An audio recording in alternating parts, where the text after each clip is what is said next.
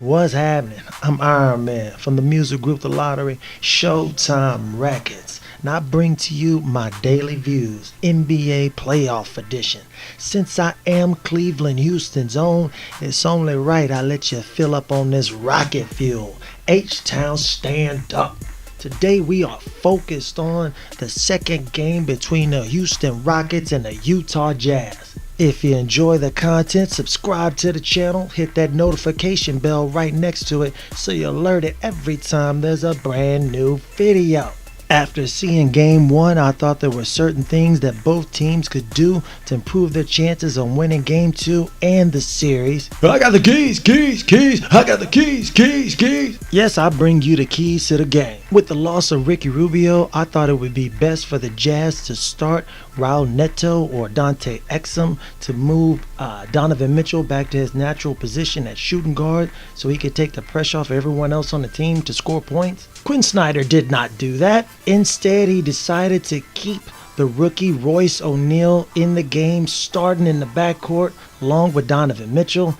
He said, Donovan Mitchell, I need you to be less of a scorer and to be more of a point guard. He said, who's supposed to score the ball, coach? He said, first thing we're going to do is we're going to work on Joe Ingles. We're going to put more of the focus on this guy, on scoring and giving us buckets. I'm going to bring Alec Burks in for an extended run in the game so he can get his shot off and get some buckets in there because he is a known scorer. And third, we are going to get Rudy Gobert to make more forceful dives to the basket with strength and purpose. He was open on the dive after the screen and roll that you guys were running last game time and time again, but he was not holding off his man. He was not sealing him off. He was not catching the ball with authority, trying to tear the rim down like he should be. He said, we do those three things that we can make up for the scoring punch that we lack because you're not in the point guard, because you're not in the shooting guard role, but still let you affect the game because you're so dynamic as a player by having you have the ball in your hands for most of the game. For the Rockets, they have a certain style of basketball. They shoot a lot of one-on-one shots, a lot of pick and roll, and it's just the brilliance of James Harden or CP3, whoever's running the point. For me, I would like to see more ball movement and less isolation basketball at the top of the key, but they're not going to do that because that's what got them there. So all I'm saying is you guys need to hit these shots. If you're going to take these isolated, contested shots one-on-one, you need to make a majority of those shots if you want to win this game and thus the series. You might want to get Gerald Green some more minutes. It's CP3 and Harden, but CP3 especially need to cut down on their turnovers. You guys should be A-OK. Right off the bat, the Utah Jazz start off with a purpose, running this pick and roll. This guy Rudy Gobert is diving to the basket with a vengeance and throwing it down on people. Donovan Mitchell shows why I have so much confidence in this guy. This guy is ultra confident and ultra poised for being a rookie year player. He easily made that transition back over to the point guard slot. He was making fantastic passes, keeping the defense off balance, and getting everybody on the team involved. Looks like the Houston Rockets were doing the exact same thing, taking the same page out the same playbook. They were going pick and roll. James Harden killing these boys on that pick and roll as he slashes to the lane, throwing up alley-oops for Clint Capella. Speaking of which, I've been telling y'all boys, Clint Capella is about to get paid. Clint Capella, along with Terry Rozier, Clint Capella is about to get paid by somebody. Now this is a bit of a tangent, but it's important for all you Houston Rockets fans out there. If the Rockets somehow don't make it to the finals, there are going to be a lot of questions about who's returning next year and for how much. Someone is going to throw a lot of money at Clint Capella. And if the Rockets don't make it to the finals, they might be hard pressed to match that type of offer sheet that he gets from somebody like the Dallas Mavericks, the Brooklyn Nets, or the New York Knickerbockers. If they don't make it to the finals, will CP3 come back? He already took less money, so he opted into his contract instead of the full 5-year deal. Is he going to want to come back and take less money just to make it to the conference finals or the second round? I don't know about that. People talking about LeBron James or Paul George may come over here. If they get put out in the second round, is he going to want to do that? I don't know about that. But that's just a tangent. Clint Capella had the sensational sensational rejection of Rudy Gobert, giving him some of his own medicine. Stifle Tower got stifled. That is why this guy is going to get paid come this offseason. The Utah Jazz were in control early and often, especially with the quiet, under-the-radar play of Jay Crowder. No wonder he was so happy and relieved to get up out of Cleveland. In the shadow of LeBron James, he wanted to play a more team-oriented style of basketball, and he got his wish with the Utah Jazz. He played very, very well. He probably was the third best player in the series against the Oklahoma City Thunder. Now he's silently continuing to produce under the radar heavily for these Utah Jazz against the Houston Rockets. Then James Harden was like, I'm having none of that. I will be the MVP. This guy, man, he's got some underrated handles because he does so much with the step back and the Euro step. This guy's got some underrated handles. He was shaking and baking and crossing folks over after coming off the screen and roll. Just killing these boys going down the lane. Throwing that alley-oop, that subtle, quick alley-oop. Keep people off balance to Clint Capella. He was throwing it down. The Jazz fixed that problem because they were throwing it off the pick and roll and throwing it low to Rudy Gobert. So then Chris Paul, the thief that he is, he was just stealing the ball every time he brought the ball down below his waist. They fixed that problem. They said, keep that damn ball above your head, Rudy. Rudy said, yes, that's how we play in France. He said, we ain't in France no more. So he kept the ball above his head. He's throwing it down on these Houston Rockets. Then James Harden thought he's shaking and baking, coming through the lane again with those deceptive handles. He thought he was going to get that easy layup, not on the Stifle Tower. He said, no soup for you. Then Donovan Mitchell's just as cool as the other side of the pillow, Sports Center, knocking down threes on the break. Then towards the middle of the third quarter, there was a lot of tension in the building. It was definitely tension because it wasn't noise, because the Houston fans were shocked. They were in utter dismay as to what was happening to their squad. That led to a greater sense of urgency. Chris Paul and the Beard, they just took over the game. They said, man, we're gonna make every single play. We're gonna make every drive, every attempt. We're gonna keep attacking until we get back into this game. And that's exactly what they did. They got ultra aggressive, and that led other people to be wide open, like Trevor Ariza, who had been contributing to the team, knocking down wide open threes. I mean, the straits got so dire, they even brought Ryan Anderson. Yes, Ryan Anderson, who they've been desperately trying to get rid of for like 2 seasons in a row. They actually brought him into the game, and he really didn't provide nothing. Man, it was all the Beard, all the time, all day. He threw down a thunderous dunk over Derek Favors coming over there trying to block his shot. He said, I'll have none of that. The Rockets continue to attack, but just wouldn't. The Utah Jazz will just not give up. They're extremely poised and well coached. They took their time. They listened to what I said, gave Dante Exum some more minutes. He came in. He's a bigger body. He's much quicker than just about anybody on the Rockets team. This guy is bigger, faster, and longer. Gave CP3 huge problems, allowed them to switch on the pick and rolls on many more plays, which disrupted Houston's offense. It became just one-on-one basketball, James Harden all the time. Jay Crowder taking his time. He gets matched up with Clint Capella, knocked down in his face. Just take your time. You got to realize we don't have to force it.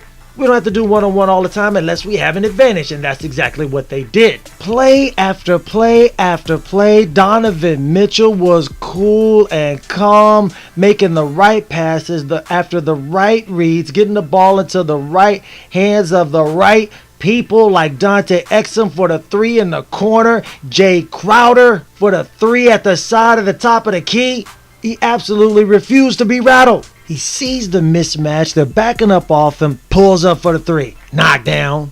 Then he can drive and get into the lane at any time that he pleases or wishes. Then he had the ridiculous putback dunk. Oh my God. It's starting to become his trademark, because I remember he did that against my Los Angeles Lakers early at the beginning of the season. I thought that was the dunk of the year. But man, this one might be the dunk of the playoffs.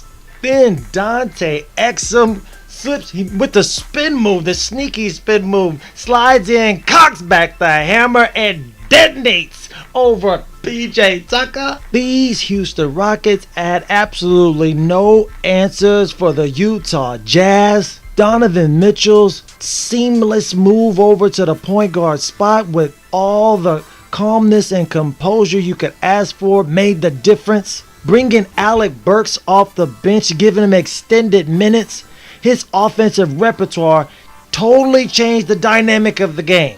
The Rockets did not know what to do when all the attention wasn't focused on Donovan Mitchell. It was a problem, which opened up the avenues and open shots for Joe Ingles, who came through for the Utah Jazz. This is a sign of good coaching. He made the necessary adjustments after that first game, just like he did in the first round matchup against the Oklahoma City Thunder. I know I'm not saying Brad Stevens coach of the year, but man, Quinn Snyder, I haven't seen enough of their games, but damn, these are some good adjustments. This guy did exactly what needed to do to win this game. He put his team in position to be successful, and they rewarded him for that. Houston Rocket fans should definitely be worried. As a bonus, we've got a quick preview of the Cleveland Cavaliers versus Toronto Raptors Game 2 and Philadelphia 76ers versus the Boston Celtics Game 2 as well. I wouldn't feel so bad if I was a Toronto Raptors fan, and this is the reason why. They were in control of Game 1 for most of the game. It all boiled down to bad decision making. They were double teaming and showing way too hard on these screening rolls with LeBron James and then leaving the shooters open like Kyle Korver and J.R. Smith for the Cavs wide open, and they were knocking down these shots. Just don't show as hard. Just don't show as hard. Let LeBron get his, but stay with your man. Stay with your man. Get Serge Ibaka more aggressive. I was thinking they should start him over Valanciunas and bring Valanciunas off the bench so he could battle with Tristan Thompson, who has been manhandling people as of late, and get Powell into the game instead of having DMPs. With all that being said, they still had a chance to win the game, but in the last 6 minutes, nobody could hit anything. Fred VanVleet was brought off the bench late in the game. He was ice cold, brought him back in, and you expect him to knock down big crucial shots. That's just not going to happen. You got to get that guy a little run in before you expect him to knock down shots like that. Then the non-call of the flagrant elbow foul of Kevin Love on DeMar DeRozan, that would have totally changed the outcome of the game. I mean, how do you not call that? How do you not see that? With that being said, the Cavs barely won. I don't believe J.R. Smith and Kyle Korver can continue to keep up that pace of helping out LeBron James. So I look for the Toronto Raptors to recuperate or regroup and win this second game, if they do those things that I just outlined. Now, when it comes to the 76ers versus the Boston Celtics, it's pretty easy to see what's going on over there. The Boston Celtics are an extremely well-coached team. Not only that, they're very disciplined. Then you add into the mix that they're very solid in their defensive strategies. Everybody's a good individual defensive player, and they play well as a defensive team, and it creates problems for everyone else. They figured out the weakness of the 76ers. Ben Simmons refuses to shoot jump shots, so they're just crowding the paint. They're daring him to shoot. That allows him to keep more people closer to the shooters on the team, so they don't have wide open shots after he drives in and overwhelms people with his superior size and strength. And that just created problems for the Sixers. They couldn't do nothing about it. He didn't know what to do. He refuses to shoot. He's going to have to shoot more jumpers willingly and authoritatively with confidence to open up those lanes. If they do that, they will have a chance to win. If not, the Boston Celtics will go up 2-0. If they go up 2-0, it could be a wrap for the Philadelphia 76ers. I mean, in Boston, Terry Rozier, Jason Tatum. I mean, they don't even have the use of Jaylen Brown, the other part of that dynamic duo. But Marcus Smart, his return has sparked something in these boys. And Al Horford, when these guys are in Boston, they're damn near superhuman. I look for the Boston Celtics to win again today and put the Sixers on the brink. There you have it. Those have been my views. If you enjoyed the video, please like and subscribe. Hit that notification bell so you're alerted every time there's a brand new video.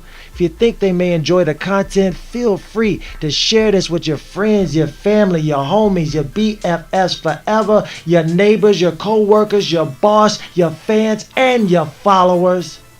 I'm Iron Man from the music group The Lottery, Showtime Records. And that's just how I see it.